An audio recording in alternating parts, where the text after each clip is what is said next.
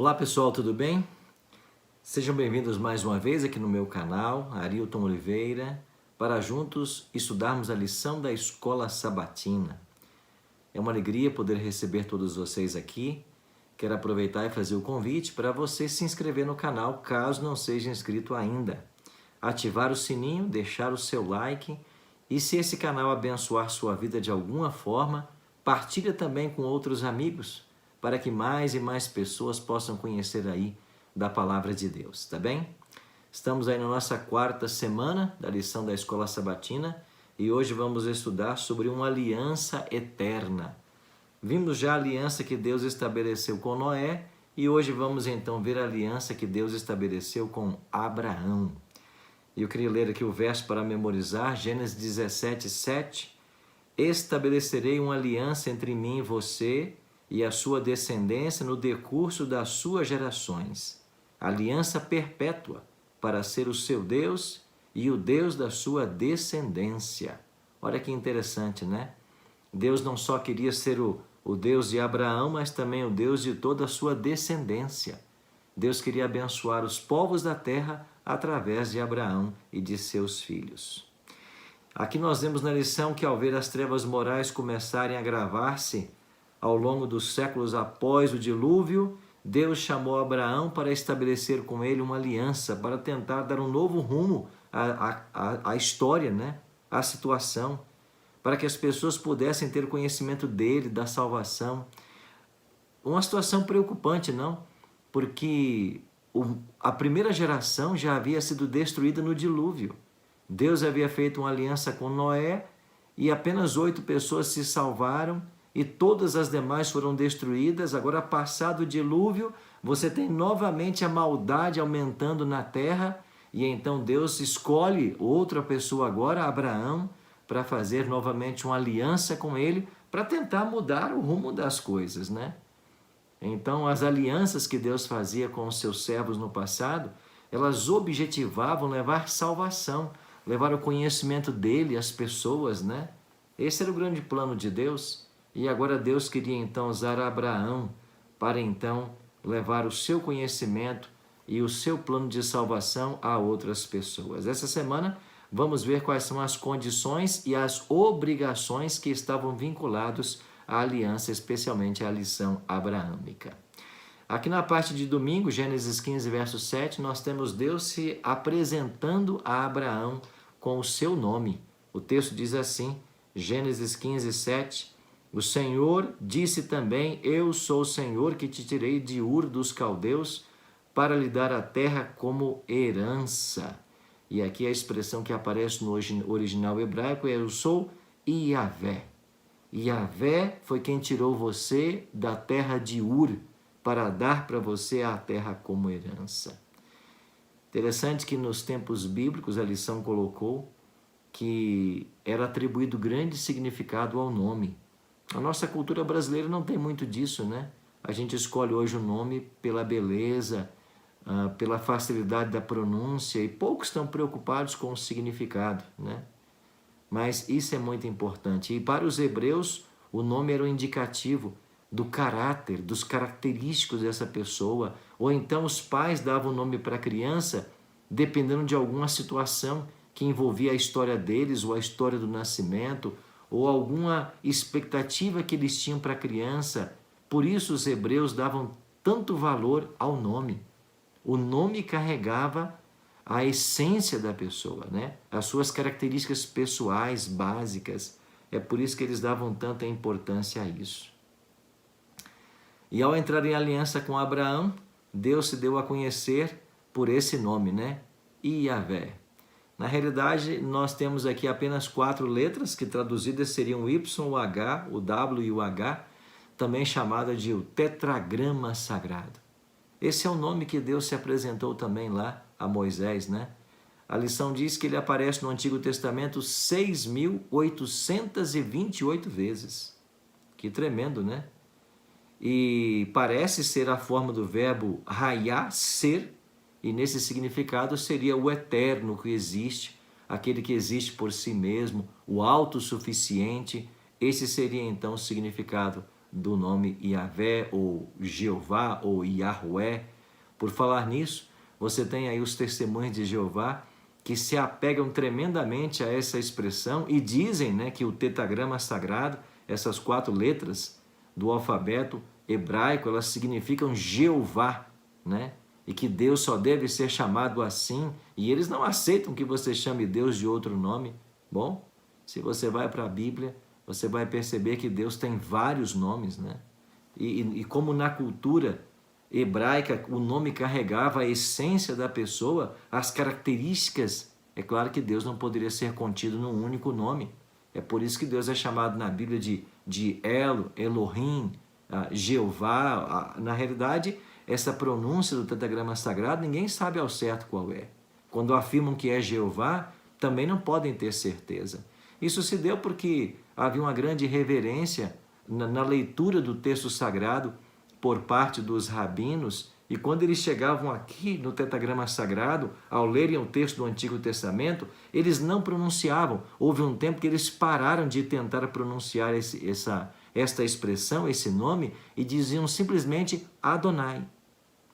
Então, onde aparecia o tetragrama sagrado, eles diziam Adonai. E eles começaram a fazer isso pensando no mandamento, que dizia, não tomarás o nome do Senhor teu Deus em vão. E eles chegaram a tal ponto, né, na sua ideia lá, de que o simples mencionar o nome de Deus poderia ser pecado, né, pecaminoso, ou não pronunciá-lo da forma correta. Então eles começaram a falar Adonai, toda vez que no texto sagrado encontravam o tetragrama sagrado. E é por isso que a fonética da palavra se perdeu. Então quando alguém afirma hoje, o tetragrama sagrado significa Jeová, Yahvé, Yahweh, ninguém sabe ao certo, ninguém sabe, porque essa fonética se perdeu. Posteriormente, os maçoretas inseriram no hebraico aí as vogais para tentar facilitar a fonética das palavras, mas de fato ninguém pode ter essa pretensão de saber exatamente como se pronuncia esse tetragrama sagrado. Mas finalmente Deus é chamado por vários nomes na Bíblia, né? Eu mencionei Elohim, El Roi, El Su, El Cancan, El Shaddai, como vimos na lição dessa semana. Então são vários os nomes de Deus. Por quê? Porque um único nome não pode conter tudo aquilo que Deus é, já que o nome carrega os característicos básicos de uma pessoa. E na segunda, né, na lição de segunda, Deus vai se apresentar agora como El Shaddai. Aqui em Gênesis 17:1, diz o texto assim, quando Abraão atingiu a idade de 99 anos, o Senhor apareceu para ele e disse, eu sou o Deus Todo-Poderoso, eu sou El Shaddai, anda na minha presença e seja perfeito. Por que agora Deus se apresenta como El Shaddai? Ele havia se apresentado como Jeová, ou Javé, ou Yahweh antes, e por que agora El Shaddai? O texto dá uma pista, né? Porque Abraão já estava com 99 anos de idade. A sua mulher também já era idosa. A mulher era estéril. Diz a Bíblia que ela não tinha condições mais de engravidar, mesmo se não fosse estéril. Já havia passado da época de ter filhos. Então, diante dessa situação de impossibilidades humanas, é que Deus se apresenta a Abraão como El Shaddai. Então, El Shaddai, o Deus Todo-Poderoso. E interessante que esse nome só aparece em Gênesis e no livro de Jó, né? Ele consiste primeiramente em El, que quer dizer Deus, né? O nome fundamental de Deus entre os semitas, e Shad é a ideia do poder, do Todo-Poderoso, né? Então a ideia crucial parece ser contrastar a força e o poder de Deus diante da fragilidade, da fraqueza e da impossibilidade humana de gerar um filho. Por isso que ele se apresenta assim. Abraão já estava com 99 anos de idade, Deus aparece para ele, e a ideia de El Shaddai é, eu farei de você uma pessoa extremamente fecunda. Interessante que essa expressão El Shaddai também está associado à fecundidade em Gênesis 28:3, quando Isaac dá a sua bênção para Jacó, dizendo que ele seria fecundo e que ele se multiplicaria. Também aparece aqui a expressão El Shaddai. Agora, Deus se apresenta, pelo menos 2 nomes já vimos aqui.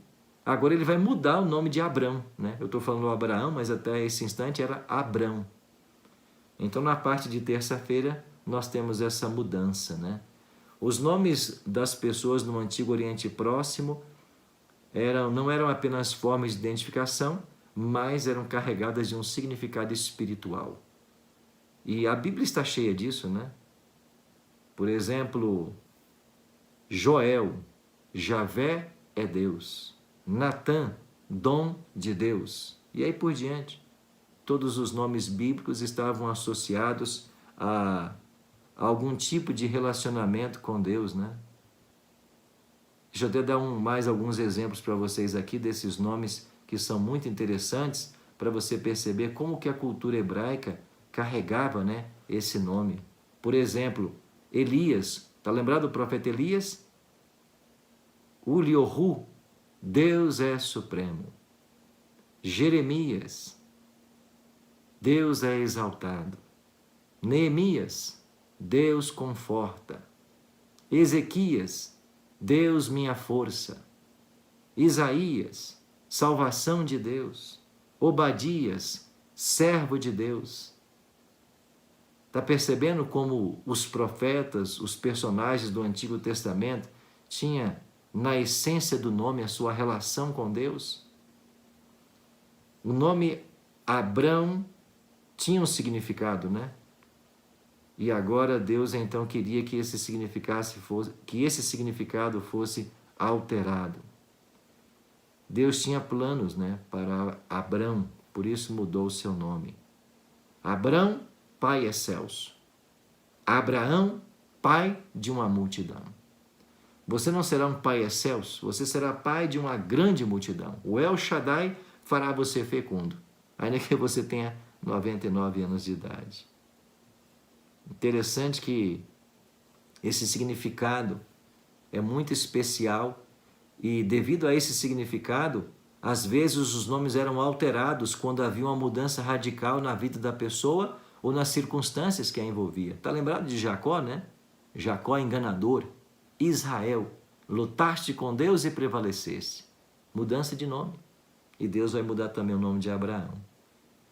Interessante que essa situação aparece também em Gênesis 41. Lembra de José? O faraó colocou o nome dele de Zafenat Paneia. Esse é um nome egípcio que significa Salvador do mundo. Em hebraico significa Deus fala, Deus vive. Zafenat Paneia. Bonito, né? Põe no seu filho quando ele nascer.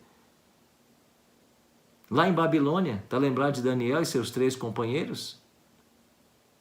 O livro de Daniel, no capítulo 1, verso 7, diz que os babilônicos mudaram os nomes deles porque eles esperavam que, ao mudar seus nomes, mudassem também sua religião, sua relação com Deus. E Daniel, que significa Deus é meu juiz, colocaram Beltesazar. Bel era uma deidade de Babilônia, proteja a sua vida ou a vida do rei. Ananias, o Senhor é bondoso comigo, agora recebe o nome de Sadraque, inspiração ao Deus Sol. Interessante, né? Você já tem aqui, no 6º século a.C., povos adorando ao Sol como um Deus. Misael, semelhante a Deus. Colocaram o nome de Mesaque, servo da deusa Sheba, uma outra divindade em Babilônia. Azarias, o Senhor é meu ajudador. Colocaram Abednego, o servo de Nebo, outra divindade lá em Babilônia. Os babilônicos eram povos politeístas, né? Eles tinham vários deuses. E Marduk era o deus principal dos babilônicos. Por isso não é tão difícil entender a importância de como uma pessoa é chamada. E a lição faz um alerta, que às vezes quando nós insistimos num nome ou num adjetivo negativo, pejorativo, isso pode influenciar a conduta da pessoa ou até uma disposição mental. E nós que somos pais, devemos ter muito cuidado em não ficar rotulando nossos filhos com adjetivos negativos. Nós temos que nos policiar, né? Estúpido, feio, ignorante, teimoso, bobo, idiota. São expressões que nós pais devemos evitar, fugir como fugimos do vírus aí, da coronavírus aí.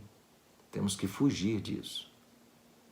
Temos que enfatizar as características positivas dos nossos filhos. Temos que gastar tempo com isso. Temos que elogiar cada acerto. Temos que falar bem para todos. É isso aí. Muitas vezes eu estou colocando meus filhos para dormir, e eu aprendi isso com um professor na faculdade. E ele dizia que fazia isso com um filho, né? E eu faço com os meus também, muitas vezes, quando eles estão ali quase pegando no sono ali. E eu fico dizendo no ouvidinho deles, né? Meu filho é bondoso. Meu filho teme a Deus. Meu filho é muito especial. Papai ama, mamãe ama. Meu filho serve ao Deus verdadeiro. E eu fico ali falando isso no ouvido deles. Eu espero que isso ajude a formar a personalidade dos meus filhos, o caráter deles. Então, muito cuidado com os adjetivos, os nomes que você coloca nos filhos. Isso pode atrapalhar muito. Vamos voltar então para quarta-feira. Deus muda o nome de Abrão para Abraão, pai de uma multidão. Você não é mais um pai excelso apenas, você vai ser o pai de uma numerosa multidão, como as estrelas dos céus. Eu vou estabelecer com você uma aliança, e essa aliança vai ter 3 etapas. Chegamos à quarta-feira. Primeira etapa, as promessas de Deus. Deus se aproximou, deu uma ordem e fez uma promessa. Sai da tua terra e eu farei de você uma grande nação. Essa é a primeira etapa. Segunda etapa, havia um ritual a ser seguido. Abraão teve que sacrificar ali alguns animais, alguns deles foram divididos ao meio, uma banda de um lado, uma banda do outro, e ele teve que passar no meio ali, fazendo um compromisso com Deus de que ele iria obedecer aquilo que Deus estava orientando. Lembra que, vamos ver isso aqui ainda, né? Demos só um vislumbre aí na semana retrasada, mas na aliança com Moisés também houve ali, né, uma cerimônia, um animal foi sacrificado, o sangue foi aspergido sobre o povo. Veremos isso mais para frente aí. E a terceira etapa da aliança, o significado do nome Abraão, que ressaltava o desejo de Deus de salvar a todos os povos. Então Deus queria que ele fosse pai de numerosas nações. Isso incluiria judeus e gentios. O Novo Testamento deixa bem claro de que os descendentes de Abraão, os verdadeiros descendentes, são aqueles que confiam nos méritos do Messias prometido.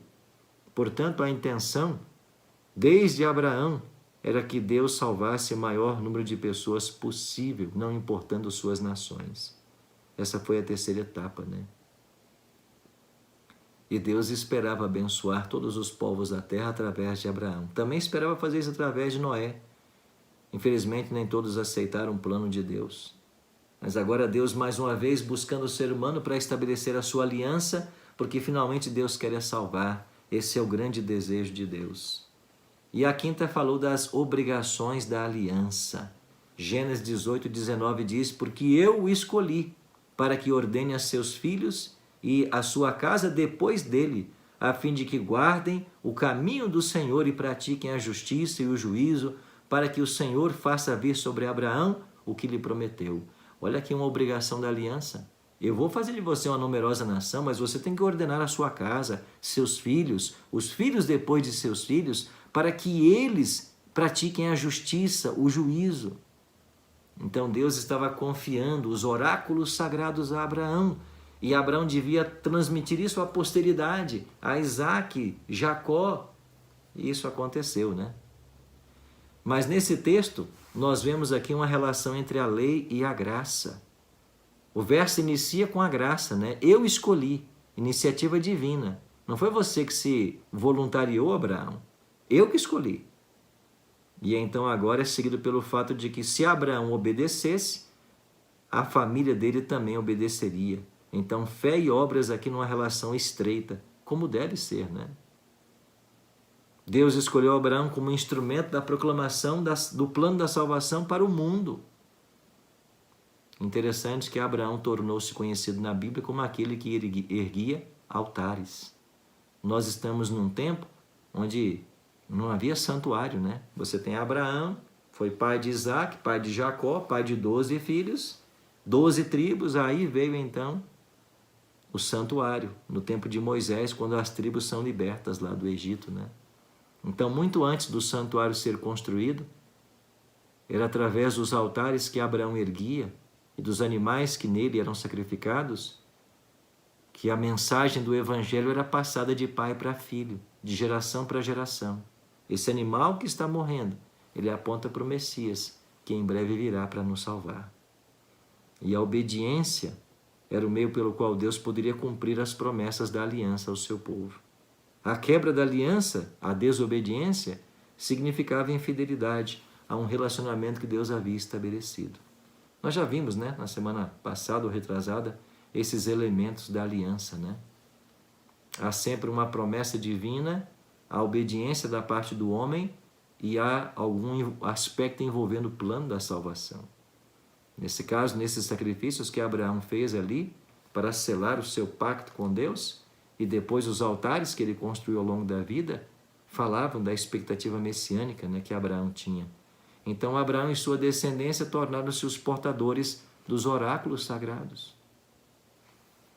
E sexta-feira a lição terminou com o sinal da aliança.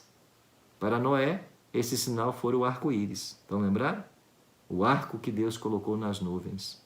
E todas as vezes começava a chover, os raios do sol cruzavam com as gotículas da água, projetava-se as 7 cores do arco-íris e o povo sabia, esse é o arco de Deus. Esse arco fala de uma promessa que Deus fez de que nunca mais a terra será destruída com um dilúvio. E agora na aliança com Abraão, qual foi o sinal? Foi a circuncisão. Em Gênesis 17:10, esta é a minha aliança, que guardareis entre mim, vós e a tua descendência. Todo macho entre vós será circuncidado. Talvez alguém já ouviu essa expressão e fique em dúvidas, né? Pastor, o que é isso? Eu ouço falar de circuncisão, nunca soube o que é. É simples, né? É aquela pele que envolve a glande, né, do pênis masculino. Então ali os judeus passavam pela circuncisão, que justamente era a remoção daquele excesso de pele que envolve a glande do pênis. É cortar aquela pele ali em volta da glande, né? Hoje isso é praticado em crianças, né? Especialmente em crianças logo, para não ter problema aí de contaminação, etc, né? Mas quais eram os objetivos desse sinal da circuncisão? A lição colocou aqui 6 objetivos, né? Primeiro era fazer distinção entre os descendentes de Abraão e os gentios. Interessante que a circuncisão tornou-se um sinal de aliança, a tal ponto de que o gentio, quando ele quisesse integrar a família de Deus, ele tinha que ser circuncidado. Então você passou a ter israelitas que foram circuncidados no nascimento, que eram israelitas por nascimento, né, por hereditariedade, e você tinha agora israelitas que praticavam o rito da circuncisão para serem aceitos como israelitas, mas de outros povos. Mas todo mundo que queria servir ao Deus de Abraão, o Deus de Israel, agora então passava pela circuncisão. Eu vou voltar nesse ponto mais à frente. O segundo objetivo era perpetuar a memória da aliança. Então, todas as vezes que a pessoa fosse urinar, fosse ter relação sexual, né, ela via ali o sinal da aliança. Ela se lembrava do que Deus havia feito, né? Era também promover o cultivo da pureza moral. Então, quando o jovem olhava ali o seu pênis circuncidado, ele tinha que entender que ele tinha que manter a pureza moral. O sexo era algo que Deus havia preparado pós-casamento. Representava também a justiça pela fé. Esse é um sinal de que nós somos escolhidos. Escolhidos para sermos os detentores dos oráculos sagrados, da verdade de Deus. E esta verdade inclui o anúncio do Messias que virá para nos salvar. Então, fé na justiça de Cristo. Simbolizava também a circuncisão do coração. Paulo colocou isso, né, em Romanos 2. Nós devemos circuncidar o nosso coração, ou seja, o sinal de entrega, de pertencimento, que era a circuncisão, deveria também envolver o coração. O coração tinha que ser devotado a Deus. E, finalmente, prefigurava o rito cristão do batismo. Então, era o sinal da aceitação do proselitismo, né? O prosélito passava por isso, por esse rito da circuncisão. E aí o comentário bíblico adventista vai colocar que ele prefigurava o rito cristão do batismo. É por isso que quando chegamos ao Novo Testamento e vem João Batista e João Batista começa a batizar, agora o batismo torna-se o rito de iniciação no cristianismo, não mais a circuncisão. Há uma transição, né? Então esse foi o sinal dado aí à aliança de Deus com Abraão. Semana que vem vamos continuar essa temática tão importante. Mas quantas lições espirituais, né, podemos tirar para a nossa vida? E eu fico aqui com Romanos 2:29. Hoje a gente não faz a circuncisão como um sinal de participação na aliança com Deus, mas o coração tem que ser circuncidado. Esse coração tem que estar sensível, né, à voz de Deus, aos planos dele, e que Deus nos ajude a mantermos firme a nossa aliança com Ele. Nós somos espiritualmente os descendentes de Abraão. E por causa dessa aliança nós somos abençoados. E a gente é abençoado para abençoar outros, né? Esse é o sentido da bênção. Então que você seja a bênção para todos aqueles que estão ao teu redor. Tá bem? Vamos fazer uma oração? Pai querido, obrigado pelas lições tão especiais que tiramos essa semana na lição da Escola Sabatina.